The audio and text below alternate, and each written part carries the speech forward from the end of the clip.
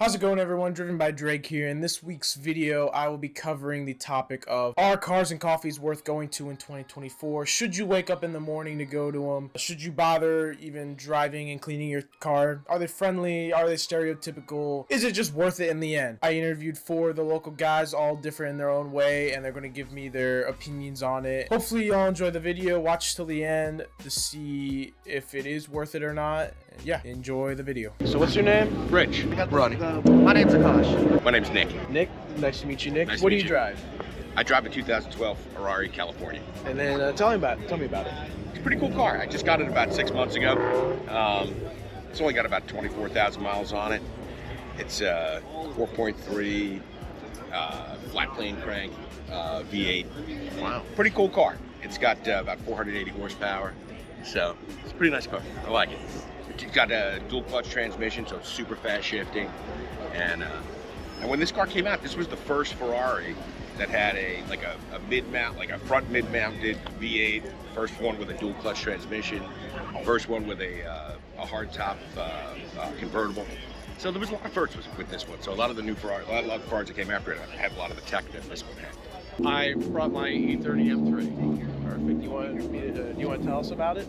I've had this car for over 30 years. I bought it as a daily driver, and about 20 years ago I turned it into a J-Stock club racer, and just recently had it reconverted because these things are becoming more valuable than they were 20 years ago, and so it's back out and on the road.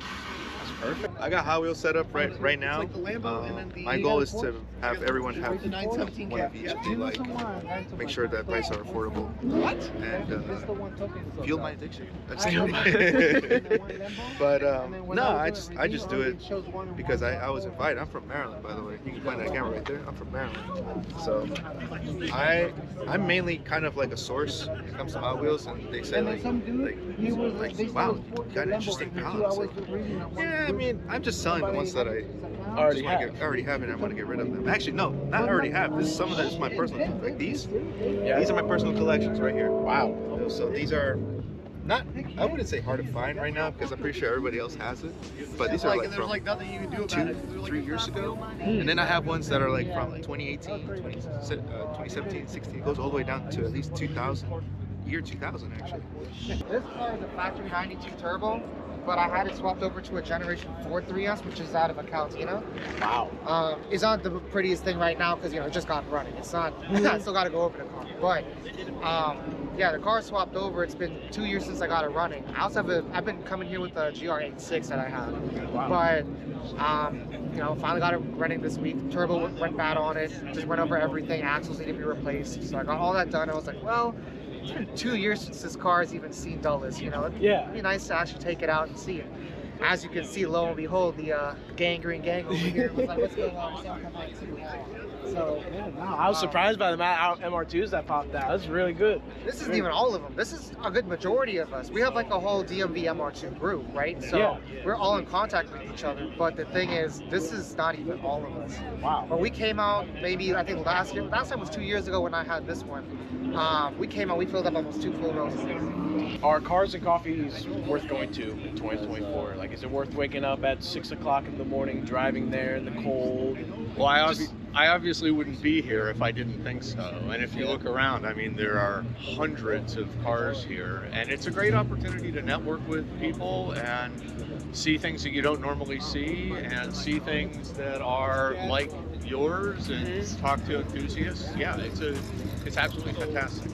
Well, I'm kind of lucky. I live only about 10 minutes away from here. Okay. But I've gone to a whole bunch. I went to one. There was one a couple of weeks ago, or last week or 2 weeks ago maybe, at DC Prime, like a cigars and coffee. Yeah. And that was a great turnout. So it's good. It's nice to meet people, guys like you, other people that like cars, and it also gives you time with your car too.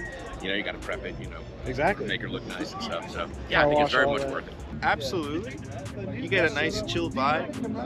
Everybody has something different. And there's always going to be the dime a dozen. Like you see a Ferrari at 40. There was one right there parked in the corner. You get the DeLoreans, of course, and you get some theme ones like the guy with Star Wars truck. Yeah. I've seen that. Then some have like, you know, the BMW events and other things. But so far, this is like my first 6 months here. So I have no clue what's to be expected for the whole year. Yeah, especially when summer's about to roll around, it's going to be beautiful outside. Absolutely, yeah. And from what I know, I started here with Josh. Josh, he saw me. He saw my collection. He was like, just come outside if you like. I got nervous because I'm like, I'm not used to selling, you know, to a lot of crowded people. And the first time where I sell it, I was like, wow, the table's gone. I was surprised. I'm like, I guess I had some good deals back then, and I still have them till today, of course. But man, I was nervous. But the car scene was still from last year. It's still the same like today, nice and chill. You don't get much. I mean, of course you get a lot of cars. It's not too wild. Absolutely. All right. Apparently, they are the thing to go to in 2024. Really? All right. And then next, do you think they're like, what's the environment like? It's chill. It's a super chill. That's the best part. Could you easily like get along with people and like Oh, absolutely. make friends easily? Absolutely. I mean, there's plenty of people I met just strictly through here. I didn't even know who they were, but you know, you look at the car. They're sometimes around, sometimes they're not. Yeah. But you know, you get to talking. But generally, in this type of area, even if you don't know the owner, somebody knows the owner. Yeah. And then you'll get your way across there. So it's just a chill environment where you can talk, hang, and get advice, or even just make friends. Yeah. Nothing about. It's just a good vibe. Totally friendly. Yeah, I meet people all the time when I come.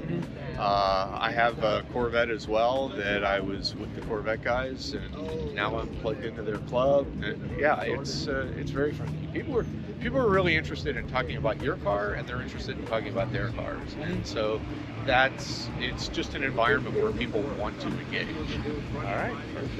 I think everybody's pretty friendly. You know, there's a common bond here. You know what I mean? Because everybody likes cars. You know, so you're just kind of walking around, chit-chatting with people. You know, I don't know a lot. For example, I don't know a lot of stuff about the Japanese cars. So I like chit-chatting with the guys and you know, kind of learning more. But everybody seems really nice. You know, and I'll tell you what. You know, I think some people who drive through here and they probably make some judgments like they don't. You know, everybody kind of looks different. You know, there's different walks of life, but everybody's the same. And all that. It is very friendly, calm. You see all the people coming in to see the Hot Wheels, but they come here to see the cars. Dunkin' Donuts, of course, it's always full. Yeah. It's always full. I can never get a meal there. Can't even get a coffee. And you gotta be here early. Like, I wake up at 5 a.m.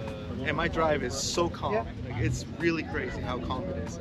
And by the time 7 a.m., there was one day where I got here around 6:30, and there's a line. So yeah, there's some traffic. There is some parking, of course.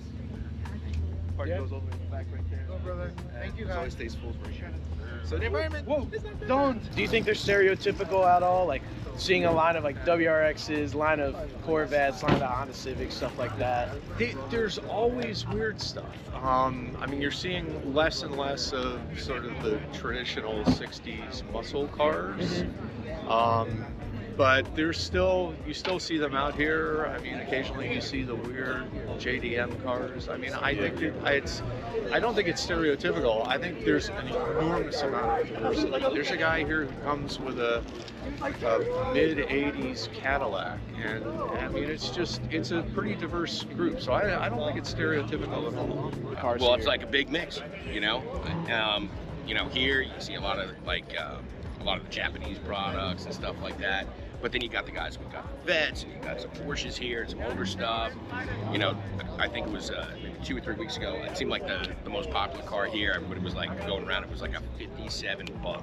Yeah. You know, and it was mint. It was absolutely perfect. You know, and it's just, you know, some people think it's just a Bug, but it was beautiful. You know, so eyes open up. There was a dude here a couple of weeks ago that had a Russian car, a Lada. You know, like from the '80s, like this weird Russian car, and it was cool. You know. I agree with you on that one. I think it's very diverse, and I think, every meet I come to, I see something new, like the yellow Fiat over there. I've never seen that in my life. Yep. It just amazes me how things I thought I've seen everything, but Right. then there's cars I've never seen before that pop up every Yeah, meet. yeah. So it's really cool. To me, it's what's inside, you know, Okay. and depending on the driver as well, because they love that car. Yeah. They love it so much they want to buy it. You know, we have, like I said, there's themes here sometimes. It could be a Honda theme, BMW. 25, yeah. It could be a Hyundai. know I haven't seen much Hyundais because we've seen one Veloster and one Elantra N, which I really love. And that's something I'm going to be buying very, very soon.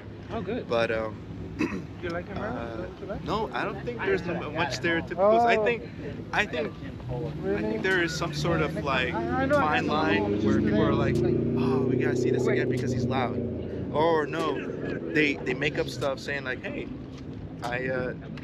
we see a Honda, we don't like it. No, you don't know the driver, you don't know the car yet, so we're not so sure if we should be bashing him, you know, being biased or even prejudiced against anyone who is stereotypical for some of the cars here. But nah, I don't think so.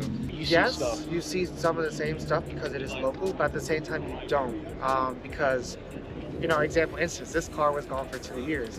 People probably forgot this car even existed. So to some people, they have never even seen it since they've been coming to Cars and Coffee.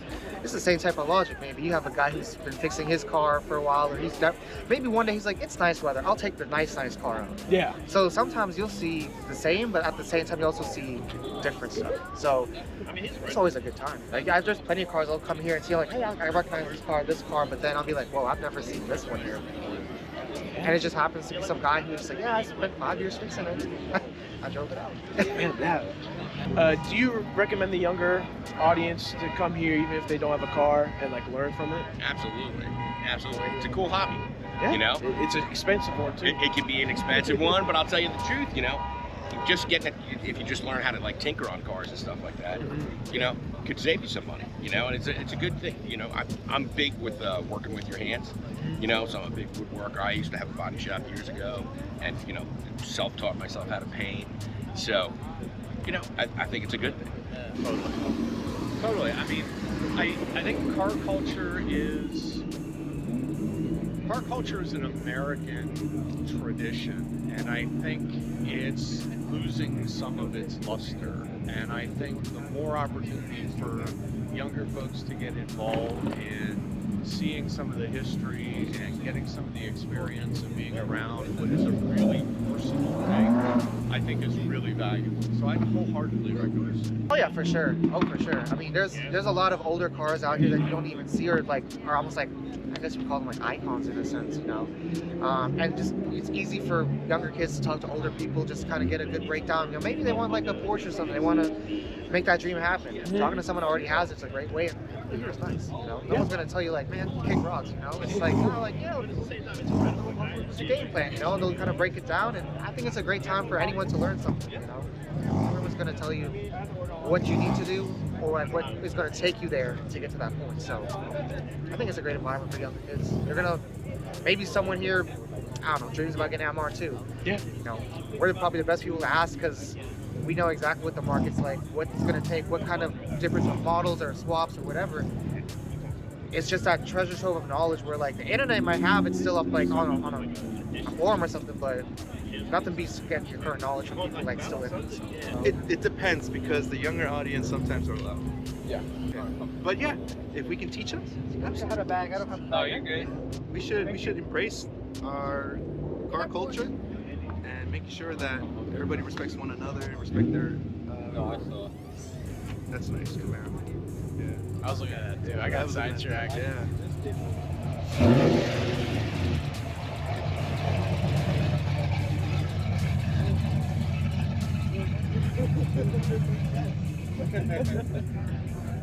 All right. I think that's all the questions I got for you. Thanks, brother. Thank you very much. Appreciate it. That is all for this week's video. Is Cars and Coffee worth going to in 2024? In my opinion, I think so. If you're starting off in the car community and you don't even have a car, or you just want to learn and get experience for people, I highly recommend going there and talking to the people just so you can gain a good bit of experience. But I would love to hear what you guys have to say. Show your support, do all that shit, like, subscribe, all that bullshit. Or not, you know. Either one, I don't give a fuck. Hope you guys enjoyed. I'll be seeing you guys in next week's video. Peace.